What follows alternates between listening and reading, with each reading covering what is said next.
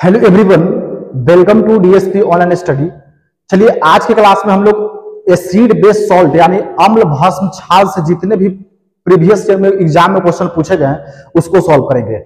आइए देखते हैं पहला क्वेश्चन क्या कहता है। तो ये पहला क्वेश्चन क्या है? पहला क्वेश्चन कह रहा है कि लिटमस विलयन जो बैगनी रंग का क्या हो रंजक होता है या किस पदार्थ का बना होता है? तो ई बना होता है लाइकेन का। किसका बना होता है? लाइकेन का। ऑप्शन डी हो जाएगा। इसके बाद नेक्स्ट क्वेश्चन देखिए, कह रहा है 2 नंबर क्वेश्चन देखिए, कह रहा है कि निम्नलिखित में से कौन सूचक की तरह इस्तेमाल नहीं किया जा सकता है? सूचक क्या होता है?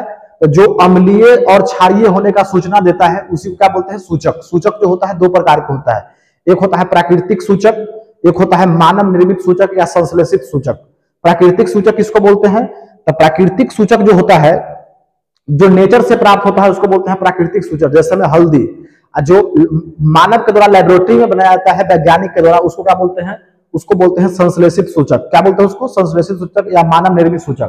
तो पूछ रहा है कि निम्नलिखित में से कौन सूचक की तरह इस्तेमाल नहीं किया जा सकता है? जैसे पहला हल्दी, दूसरा क्या है मेथिल ऑरेंज, तीसरा क्या है फिनोल्फ्थलीन, इसके बाद है मूली। तो हल्दी जो है प्राकृतिक सूचक है। हल्दी क्या है? यह है प्राकृतिक सूचक। प्राकृतिक सूचक क्या है कि नेचर से प्राप्त होता है। फिर मेथिल ऑरेंज और फिनोल्फ्थलीन क्या है? यह है संश्लेषित सूचक। क्या है कि ये मानव के द्वारा लेबोरेटरी में बनाया जाता है, इसको क्या बोलते हैं? संश्लेषित सूचक। तो क्या हो जाएगा? ऑप्शन डी हो जाएगा, मूली। इसके बाद नेक्स्ट क्वेश्चन देखिए, कह रहा है कि निम्न में से कौन गंधीय सूचक नहीं है? गंधीय सूचक कौन नहीं है? तो ऑप्शन क्या दिया है? वैनिला, प्याज, शकरकंद, लौंग का तेल। तो शकरकंद जो है ये जो है गंधीय सूचक नहीं है, मतलब वैनिला भी है, प्याज भी है, लौंग का तेल भी है। चलिए 4 नंबर क्वेश्चन क्या कर रहा है? निम्नलिखित में कौन द्विक्षारकीय अम्ल है? द्विक्षारकीय अम्ल क्या है? HCl, H3PO4, HNO2, H2SO4। तो क्या होगा? सल्फ्यूरिक एसिड जो है क्या है? द्विक्षारकीय अम्ल है। क्या है? द्विक्षारकीय अम्ल है। इसके बाद 5 नंबर क्वेश्चन देखिएगा, पोटास एलम होते हैं। पोटास एलम क्या होता है? तो एक द्विक लवण होता है। क्या होता है? एक द्विक लवण होता है। ऑप्शन डी हो जाएगा। इसके बाद 6 नंबर क्वेश्चन देखिए, कह रहा है कि एसिटिक अम्ल एक दुर्बल अम्ल है क्योंकि यह जो होता है कम आयनित होता है। एसिटिक अम्ल दुर्बल अम्ल क्यों है? तो एसिटिक अम्ल का फॉर्मूला क्या होता है? तो CH3COOH होता है। यह एसिटिक अम्ल। तो एसिटिक अम्ल जो होता है दुर्बल अम्ल क्या होता है? दुर्बल अम्ल इसलिए होता है कि यह जो होता है पूरा पूरा जल में जो होता है पूरा पूरा नहीं टूटता है, इसलिए इसको क्या बोला जाता है? दुर्बल अम्ल बोला जाता है। जो पूरा पूरा टूट जाता है उसको क्या बोलते हैं? जो पूरा पूरा जो है टूट जाता है चाहे घुल जाता है उसको क्या बोलते हैं?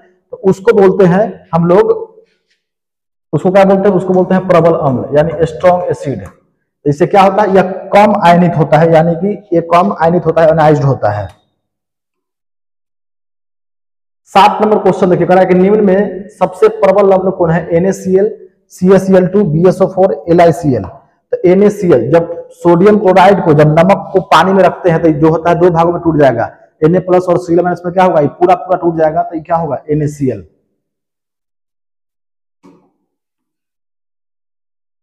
8 नंबर क्वेश्चन देखिएगा, निम्नलिखित में से कौन एक अधिक अम्लीय लवण बनाएगा?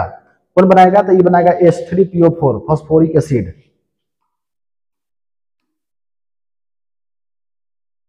9 नंबर क्वेश्चन देखिए, कह रहा है 1 बिलियन किसी नीले लिटमस पत्र को क्या कर देता है? लाल लाल रंग में परिणत कर देता है। तो 77 बिलियन का पीएच मान होगा। एक नीला, अच्छा नीला लिटमस पत्र को लाल कौन कर देता है? नीला लिटमस पत्र को लाल कर देता है अम्ल। और इसके बाद अम्ल का पीएच मान कितना होता है? तो अम्ल का पीएच मान जो होता है 7 से कम होता है। तो ऑप्शन देखिए 7 से कम कौन है? तो 7 से कम है 6। इसका क्या होगा? 6 होगा। 10 नंबर क्वेश्चन देखिए, कह रहा है कि जल के अम्लीय एवं क्षारकीय विलयन किसके कारण विद्युत के सुचालक होता है? तो ये कह रहा है कि जल के अम्लीय एवं क्षारकीय विलयन, जल के अम्लीय एवं क्षारकीय विलयन किसके कारण विद्युत के सुचालक होता है? अम्लीय विलयन जो होता है H प्लस के कारण होता है और क्षारकीय विलयन जो होता है OH माइनस के कारण होता है। काहे कि अम्ल जो है क्या त्याग करता है? अम्ल जो है H प्लस देता है और भस्म जो है यानी क्षार जो है क्या देता है? तो OH माइनस देता है, हाइड्रोक्साइड देता है। तो ऑप्शन क्या हो जाएगा? तो ऑप्शन इसका सी हो जाएगा। क्या हो जाएगा ऑप्शन? ऑप्शन सी होगा, H प्लस और OH माइनस दोनों। 11 नंबर क्वेश्चन देखिए, कह रहा है कि निम्न में से कौन से धातु ठंडे जल से अभिक्रिया करके धातु के हाइड्रोक्साइड बनाएंगे? कौन कौन बनाता है? तो सोडियम एवं पोटेशियम। कौन बनाएगा? सोडियम और पोटेशियम बना देगा hydroxide, sodium hydroxide, potassium hydroxide. निम्नलिखित में किस विलयन का उपयोग दीवारों की सफेदी करने के लिए किया जाता है? दीवारों की सफेदी करने के लिए किया जाता है कैल्शियम हाइड्रोक्साइड का प्रयोग। इससे जो होता है पेंट किया जाता है। इसको भखरा चुनना भी बोलते हैं। क्या बोलते हैं? भखरा चुनना। एग्जाम में कई बार पूछ चुका है। 13 नंबर क्वेश्चन देखिए, कह रहा है निम्नलिखित में से कौन सा बुझा हुआ चूना है? तो बुझा हुआ चूना का फॉर्मूला होता है कैल्शियम ऑक्साइड, CaO। क्या होता है? COO। COH मतलब होता है, COH के होल ट्वाइस मतलब होता है कैल्शियम हाइड्रोक्साइड। CaCO3 का मतलब होता है कैल्शियम कार्बोनेट, चूना पत्थर चाहे संगमरमर। Ca मतलब कैल्शियम। 14 नंबर क्वेश्चन देखिए, लवण Na2CO3 का जलीय विलयन का पीएच है। तो इसका जलीय विलयन का पीएच कितना है? तो इसका पीएच जो होता है 7 होता है। 15 नंबर क्वेश्चन देखिए, कह रहा है 15 एसेटिक अम्ल का IUPAC नाम है। क्या है इसका IUPAC नाम? तो इसका IUPAC नाम है मिथेनोइक अम्ल। क्या नाम है इसका? मिथेनोइक अम्ल। 16 नंबर क्वेश्चन देखिए, निम्नलिखित में कौन सा आयन लाल लिटमस को क्या कर देता है? नीला कर देता है। तो लाल लिटमस को नीला कौन करता है? तो ये करता है भस्म। कौन करता है? भस्म करता है। तो भस्म कौन सा गैस क्या देता है? तो भस्म जो है हम लोग को OH माइनस देता है, हाइड्रोक्साइड देता है, तो OH हो जाएगा। 17 नंबर क्वेश्चन देखिए, कह रहा है कोई विलयन नीले लिटमस पर वो क्या कर देता है? लाल कर देता है। नीला को लाल कर देता है। तो इसका पीएच मान संभवतः कितना होता है? तो 7 से कम होता है, यानी कि 7 से कम है तो ऑप्शन में देखेंगे 10, 8, 7, 5। तो कितना हो जाएगा? 5 हो जाएगा, 7 से कम। और लाल लिटमस को नीला कौन कर देता है? तो क्षार कर देता है, भस्म कर देता है। जिसका स्वाद कड़वा हो उसी को क्या बोलते हैं? उसी को बोलते हैं भस्म। इसके बाद देखिए 18 नंबर क्वेश्चन का है ऑक्जेलिक अम्ल का प्राकृतिक स्रोत निम्नलिखित में से क्या है? कौन है? ऑक्जेलिक अम्ल किसमें पाया जाता है? तो ऑक्जेलिक अम्ल पाया जाता है टमाटर में। संतरा में कौन? तो सिट्रिक अम्ल। सिरका में एसेटिक अम्ल। इमली में टैरिक अम्ल। टैरिक। इस सारा एग्जाम में रिपीट होता है, सब एग्जाम में पूछा जाता है। इसके बाद 19 नंबर क्वेश्चन देखिए, कह रहा है प्लास्टर ऑफ पेरिस का रासायनिक सूत्र है। तो calcium sulphate hemihydrate, CaSO4.1/2H2O। Gypsum पे क्या होता है? तो जिप्सम पे होता है CaSO4.2H2O। ये भी पूछा जाता है बार बार। इसके बाद नेक्स्ट क्वेश्चन देखिए 20 नंबर, कह रहा है लिटमस विलयन जब न तो अम्लीय होता है और न ही क्षारीय तब किस रंग का होता है? जब लिटमस विलयन जब ना तो अम्लीय होता है और ना ही क्षारीय होता है तब किस रंग का होता है? तो ये होता है बैगनी रंग के।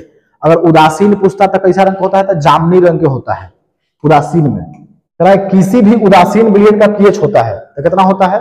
ये होता है 7। उदासीन विलयन में कितना होता है? 7। 7 से कम किसका? अम्ल का। 7 से अधिक किसका? क्षार का, यानी भस्म का।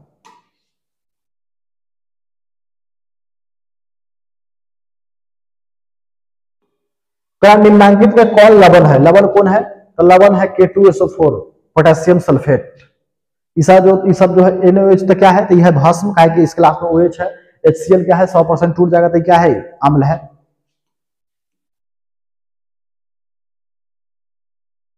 इसके बाद देखिए किसी लाल तप्त आयरन पर जल वाष्पन प्रवाहित करने पर कौन सा यौगिक प्राप्त होता है? तो ये प्राप्त होता है Fe3O4।